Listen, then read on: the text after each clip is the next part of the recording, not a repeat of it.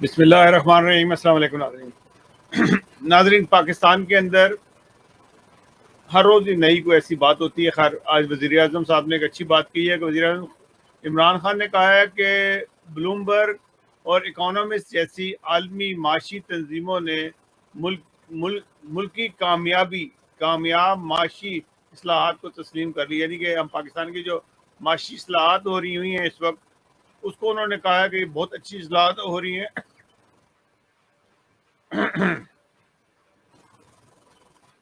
انہوں نے کہا کہ یہ بہت ہی اچھی معاشی اصلاحات اس حکومت نے کی ہے اور پاکستان ایک صحیح سمت کو جا رہا ہے۔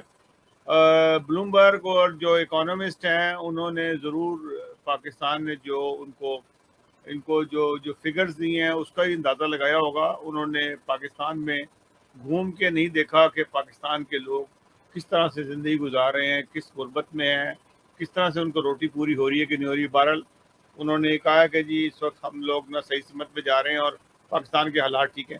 اس میں کوئی شک کی بات نہیں ہے کہ پیٹرول کی قیمت جو ہے دنیا بھر میں مہنگا ہو گیا۔ میں کینیڈا میں رہتا ہوں، اس وقت جو پیٹرول کا جو ریٹ ہے، جو نارمل پیٹرول کا ریٹ ہے، سب سے سستا والا جو سے ہے وہ $1.50 کا ہے، یعنی کہ پاکستان کے تقریباً 200 روپے کا وہ آنا چاہیے پیٹرول۔ 200 روپے پر لیٹر پیٹرول ملنا چاہیے پاکستان میں اگر کینیڈا کا حساب دیکھا جائے تو ڈیفینیٹلی گورنمنٹ نے سبسڈی دی ہے، اور وہ کچھ اگر پیٹرول مہنگا ہوتا ہے یا ڈیزل مہنگا ہوتا ہے، ڈیزل اس سے بھی زیادہ مہنگا ہے۔ اگر وہاں مہنگا ملے گا تو ہر چیز کے اوپر اثر ہوگا۔ یہ تو ہونا ہی ہے، کیونکہ انٹرنیشنل پیٹرول کی جو آئل کی پرائسز ہیں بہت ہائی چلی گئی ہیں، تو یہ صورتحال ہے۔ اچھا چلیں، یہ ایک بات ہے کہ باقی اس کے اندر کوئی شک کی بات نہیں ہے۔ حکومت ڈیفینیٹلی کوشش کر رہی ہے اور کچھ سبسڈی دے کے اور کہ عوام تک پیٹرول وغیرہ پہنچا رہی ہے، کہ لوگوں کو بھی تھوڑا سا انتظار کرنا چاہیے، حالات ٹھیک ہو جائیں گے۔ ایک تو کورونا کی وجہ سے بھی ایک نئی وبا آ گئی ہے، 5ویں لہر پاکستان میں داخل ہو گئی ہے، تو لوگوں کو تعاون کرنا چاہیے، تھوڑے سے اپنے اخراجات کو کنٹرول کر لیں اور اپنے ہمساؤں کا خیال رکھیں، لوگوں کو خیال رکھیں، جو لوگ صاحب حیثیت ہیں اپنے عزیز و اقارب کا خیال رکھیں کہ ان کے حالات کیا ہیں۔ تو ان چیزوں کو اگر آپ دیکھ لیں تو ہو سکتا ہے کہ تھوڑے دن یہ گزر جائیں، یہ کچھ 6 مہینے سال کی بات ہے، حالات جو سے ہیں پاکستان کے بہتر ہو سکتے ہیں۔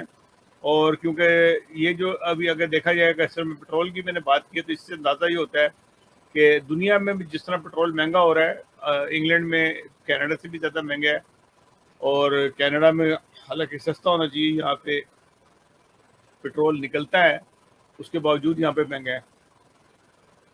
اب میں بات کرتا ہوں کہ وہ جمہوریت کی آج ایک نئی لوگ الاپ رہے ہیں کہ صدارتی نظام ہونا چاہیے یا پارلیمانی نظام ہونا چاہیے، جو کہ پاکستان کا پہلے سے تھا۔ مسئلہ پاکستان کا صدارتی یا پارلیمانی نظام کا نہیں ہے۔ آپ کوئی بھی نظام لے کے آ جائیں، کسی قسم کا بھی نظام ہو، یہ نظام تو انہوں نے بنائے ہوئے ہیں۔ اگر آپ کو چلانا ہی نہیں آتا کوئی نظام، تو پھر آپ جن سے ہیں وہ اس کی حالت یہی ہوگی جو آج کل پاکستان میں ہو رہی ہے۔ دنیا میں ہر قسم کے نظام چلتے ہیں، صدارتی بھی چلتے ہیں۔ امریکہ میں 400 سال سے صدارتی نظام چل رہا ہے، صحیح چل رہا ہے بالکل۔ دنیا کے اندر انگلینڈ میں پارلیمانی نظام چلتا ہے، ایک تو بادشاہ تھا، پھر پارلیمانی سسٹم میں وہ چل رہا ہے، صحیح چل رہا ہے، ان کو کوئی پرابلم نہیں ہے۔ انڈیا میں چل رہا ہے اور بہت ساری کنٹریز میں چلتا ہے، کئی خرابیاں بھی ہوتی ہیں لیکن سسٹم جو ہے ان کا چلتا رہتا ہے۔ پاکستان میں نہ چلنے کی وجوہات یہ ہے کہ جو بھی، میں عمران خان کو نہیں کہتا، عمران خان کو بہت ساری چیزیں جو ہیں وراثت میں ملی ہیں۔ جو جس حالت میں اس نے حکومت سنبھالی ہے وہ کافی زیادہ خرابیوں میں ہے، خراب صورتحال میں تھی، اور انہوں نے جعلی ڈالر کی قیمت کو روکا ہوا تھا۔ جب یہ آئے ہیں تو انہوں نے یہ اس طریقے سے نہیں ڈالر کو روک سکے، لیکن وہ کبھی بھی وہ جس کہتے ہیں نا کہ وہ ایک سیلاب بند روکا ہوا تھا، اس نے آنا ہی آنا تھا، اور وہ آ گیا۔ اب جو آ گیا ہے، اب اس سے مزید اور خرابی ہونا ممکن نہیں ہے، ہو سکتا ہے کچھ بہتری کی طرف آئے۔ حالات یہ ہیں کہ اگر آپ 74 ایئرز کو دیکھتے ہیں تو اس وقت سے لے کے اب تک پاکستان کے اندر، کیونکہ قائد اعظم کے بعد اگر آپ جو بھی لوگ آتے گئے ہیں وہ اس قسم کے لوگ آئے ہیں جنہوں نے ملک کو نقصان دیا ہے. اگر آپ دیکھا ہے کہ ایوب خان کا وہ تھوڑے دن کا جو تھا، کوئی 9 سال کا جو پیریڈ تھا، اس کو آپ کہہ سکتے ہیں کسی صورت میں کہ پاکستان کے معاشی حالات ٹھیک ہوئے، لوگ خوشحال ہوئے، ملک میں ترقی ہوئی، بہت سارے. لیکن اس کے باوجود ایوب خان کے بعد یحییٰ خان جیسے جیسے سربراہ آئے، وہ عیاش تھے، انہوں نے انصاف نہیں کیا. ہمارے سے بنگالی ناراض ہو گئے، وہ ہم سے الگ ہو گئے. کتنے ایک تکلیف دہ واقعہ تھا سارا کا سارا. پھر اس کے بعد ہم نے کلات والوں کو ناراض کر دیا. ہم نے ولی خان گروپ جو ایک اسٹرانگ تھے، جو محب وطن لوگ تھے، لال سرخ انقلاب والے لوگ، وہ ایک جنجو لوگ تھے، اچھے اچھے، ان کو ہم نے ناراض کیا، اور اچھے لوگ جو تھے ان میں سے ہم نے نہیں نکالے. ولی خان تک، غفار خان ولی خان تک تو ایک اچھے لیڈر رہے. بیگم نسیم ولی خان ایک اچھی لیڈر تھی، لیکن اس کے بعد ان کی اولادوں نے پیسہ بنایا، اور وہ لیڈر نہیں بن سکے، اس میں سے نکل سکے، چند ایک کے علاوہ. بلور بردرز میں بلور کا بھی ایک بھائی جو سا تھا، وہ اچھا آدمی تھا، ایک کے اوپر الزامات تھے کہ اس نے پیسہ بنایا. پر اور بہت سارے لوگ ہیں وہاں پہ بھی سرخ انقلاب والے لوگ ہیں جو اچھے لوگ بھی رہے اس کے اندر. اور پھر ہم سنبھال نہیں سکتے تھے ان سب کو. اب بلوچستان کا جو جیسے والوں کو ان کو ہم نے نہیں سنبھالا، آج تک نہیں سنبھال سکے. یہ جو دھماکے ہو رہے ہیں، جو بلوچستان میں جو علیحدگی کی تحریکیں چل رہی ہیں، وجوہات یہ تھی کہ ہماری جمہوریت جو سی تھی وہ اوریجنل جمہوریت نہیں تھے. ہم نے ان کو وہ رائٹس نہیں دیے جو ان کو ہمیں رائٹ دینے تھی، جو ہم نے ان سے وعدے کیے تھے جب ملاتے وقت وہ نہیں دیے، جس کی وجہ سے یہ تنظیمیں بن گئیں. اب بہت ساری چیزیں نظر آتی ہیں کہ بلوچستان جو سی ہے وہ اس میں اب ایک سونے کی کان دریافت ہو رہی ہے بلوچستان میں. ڈیفینیٹلی جو بلوچستان کے لوگ ہیں ان کے رائٹس زیادہ ہیں اس کے اوپر. تو اب یہ ان کو رائٹ دیتے ہیں کہ نہیں دیتے ہیں. اور ابھی تو صرف سروے ہوا ہے جس سے پتہ لگا کہ سونے اور چاندی کے جو ذخائر ہیں وہ بلوچستان میں موجود ہیں، اور دنیا کے سب سے بڑے ذخائر میں سے ایک ذخائر ہیں یہاں پہ موجود ہیں. اب میں بات کر رہا تھا جمہوریت کی، بات کر رہا تھا کہ جمہوریت میں صدارتی نظام ہونا چاہیے یا پارلیمانی نظام ہونا چاہیے. نظام کوئی بھی ہوتا، ان کو سنبھالنے والے لوگ اگر ہوتے، جیسے کہ صدارتی نظام ہمارے تو زیادہ تر لوگوں نے ان لوگوں نے کیا کہ جو الیکٹڈ لوگ نہیں تھے. جیسے کہ ایوب خان الیکٹڈ نہیں تھے، انہوں نے صدارتی نظام چلایا، کس طرح سے بھی چلایا، وہ چلا صدارتی نظام وہی تھا. پھر اس کے بعد یحییٰ خان جو تھا صدر رہا، وہ عیاشی میں پڑا رہا، وہ بھی الیکٹڈ آدمی نہیں تھا. پھر اس کے بعد ضیاء الحق آیا، وہ کسی قابل آدمی نہیں تھا، وہ ایک فضول انسان تھا جس نے حکومت پاکستان میں کی 11 سال. اس نے ملک کا بیڑا غرق کر دیا، وہ بھی صدارتی نظام تھا. مشرف نے صدارتی نے بھی تقریباً 10 سال حکومت کی. مشرف کو میں ان لوگوں کی کیٹیگری میں نہیں ڈالتا جن لوگوں کی کیٹیگری کے اندر یہ جو ضیاء الحق یا یحییٰ خان آتے ہیں. مشرف نے کچھ کام اچھے بھی کیے، بہرحال اس نے وہ الیکٹڈ آدمی نہیں تھا. لیکن میرا مقصد یہ ہے کہ صدارتیں جتنے لوگوں میں صدارتی سسٹم آیا وہ الیکٹڈ لوگ نہیں تھے، وہ فوجی ہی لوگ تھے جنہوں نے صدارتی سسٹم کو چلایا، اور وہ ان کو سوٹ بھی یہی کرتا تھا.